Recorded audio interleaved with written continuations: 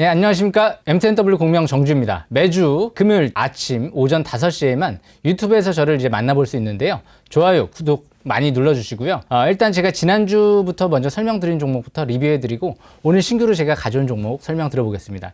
굉장히 따끈따끈한 종목 가져왔는데요. 일단 제가 지난주 먼저 설명드린 종목 설명드리기 전에 일단 좋은 소식이 있습니다. 1월 21일 날, 그때 이 자리에서 제가 22일 날이죠. 설명드렸던 성호전자가 시간에 다니까 100만 주에 가까운 상한가 잔량이 쌓이면서 시간에 다니까 상한가를 들어갔죠. 그러면서 이제 오늘 성호전자 내일 아침부터 해서 갭상승이 나올 것 같은데요. 일단 제가 차트를 보면서 설명 들어보겠습니다. 제가 성호전자 1월 22일 날 설명드렸던 이유가 이때 이 싹쓸이 기법을 보시게 되면 그 당시에 파라볼릭이 상승 기조로 전환됐고요. 그리고 나서 밑에 보시게 되면 MACD 같은 경우가 골든크로스가 났고요. 스토캐스틱 지표가 이제 50 이상으로 올라왔기 때문에 그때 한번 제가 강하게 설명을 드렸던 거죠. 이제 상반기에 이 아우디와 포르쉐 쪽에 이 콘덴서 쪽에 공급 기대감이 있기 때문에 아직까지 끝나지 않은 것 같습니다. 내일 시가 갭상승이 나간다 하더라도 끝나지 않은 것 같고요. 세력은 1,400원대에서 매집이 들어왔기 때문에 일단은 3자 배중 유상증자죠.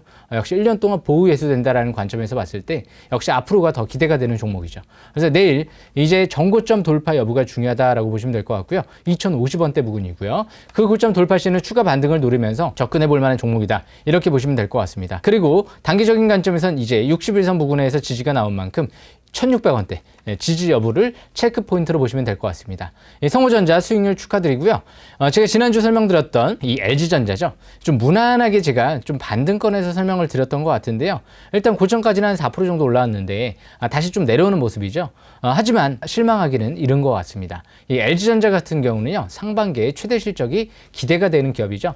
스마트폰 사업부까지 이제 매각 기대감이 있고요.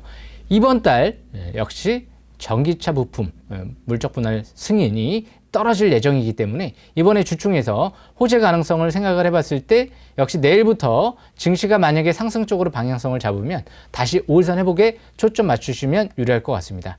재차 이제 오늘 저점 이탈되지 않는 선에서 매매 전략을 이어나가되 내일 일단 지수가 지금 해외 증시 흐름을 봤을 때 야간 선물, 미선물 지수 하락에 비해서 굉장히 국내 코스피 200 선물 지수가 견조하기 때문에 아마 상승 가능성이 좀 높지 않을까 보여집니다. 그래서 일단 중기적인 관점에선 저 밑에 13만 6천 원대 이탈되지 않는 선에서 매매 전략을 이어나가면서 목표치는 제가 지난주 말씀드린 대로 저 19만 원대 초반대까지 목표치를 잡고 접근해 볼 만한 위치이다. 이렇게 보시면 될 것 같습니다.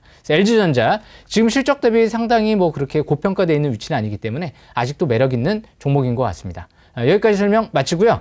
오늘 제가 들고 온 종목은요. 굉장히 또 따끈따끈한 종목인데요.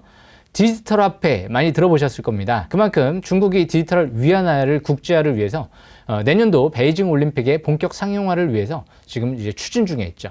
그러다 보니까 미국의 옐런 재무장관 같은 경우도 이제 요즘에 이런 얘기를 하고 있죠. 일단 디지털 달러 신중히 검토 중에 있다. 매우 긍정적으로 생각하고 있다. 이런 얘기들이 나오고 있기 때문에 역시 파월 의장도 요즘에 신중히 검토 중에 있다. 이런 얘기를 한다라는 관점에서 특히 또 한은 총재 같은 경우에도 디지털 화폐 이미 몇 년 전부터 검토를 하고 테스트에 들어갔다. 이런 얘기가 나오고 있기 때문에 그만큼 앞으로 기대감을 가져볼 만한 종목으로 보여집니다. 실적도 좋고요.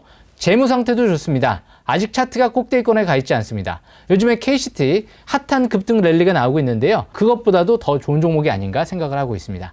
그 종목은요. 한일 네트워크스라는 종목입니다. 예전에 오늘과 내일이라는 종목으로 많이 알려져 있을 텐데요. 오랫동안 투자하신 분들은 그만큼 많이 기억이 나실 겁니다. SNS 관련주로도 많이 움직였죠. 예전에 선거 테마주로도 움직였는데요. 이 한일 네트워크스 같은 경우는 재무 상태도 부채 비율이 두 자릿수, 이제 유보는 1000% 가까이 늘어나면서 꾸준하게 실적이 흑자 기조를 유지하면서 주당 순이익이 500원 이상 나오는 기업이기 때문에 역시 올해부터 기대가 되는 기업인데요. 그만큼 이제 블록체인 기반의 보안 솔루션이 앞으로 MTS의 적용 가능성이 제기가 되고 있는 만큼 한일 네트워크스를 주목할 필요가 있을 것 같습니다. 한일 네트워크스 일봉 차트를 보시게 되면 721선 싹쓸이 기법의 기준이죠. 돌파, 지지받고 재차 대량 거래가 시현됐던 그 고점을 이제 막 돌파를 시도하고 있죠.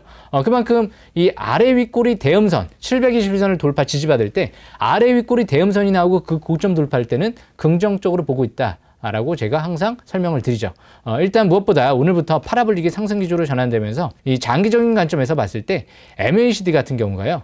예전에 2012년도 때 이때 위치랑 그리고 2015년도 때 이때 노란색으로 제가 표시를 해드리고 있는데요. 그리고 지금 MACD가 그때 위치랑 비슷한 위치에 있죠.